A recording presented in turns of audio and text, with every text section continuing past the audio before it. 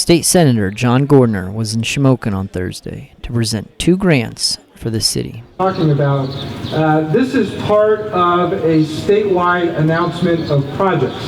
So there are several dozen projects that are being announced today by Governor Wolf statewide.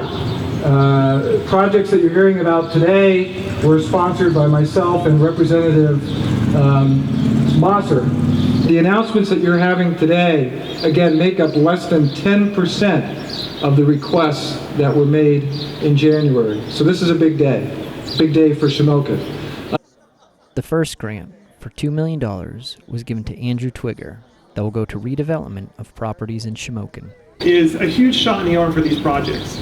This is, there's no doubt about it, this is a tertiary market. This is a hard scrabble market to develop in, so it needs that assistance. This is what's going to encourage those other folks to come in when they see that development happening. You kind of get that momentum going, and we've seen such great momentum in the city.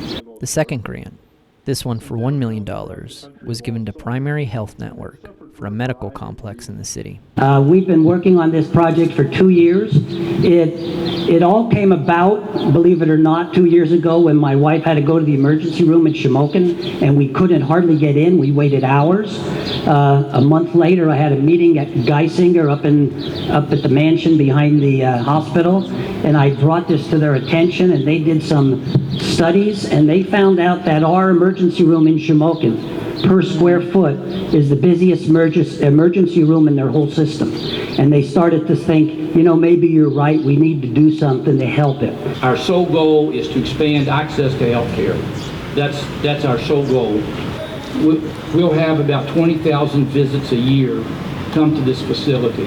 And you know, that's basically 20,000 people who aren't coming here now. In total, our area received $5.5 million in grant money on Thursday. The grants were through the Redevelopment Assistance Capital Program.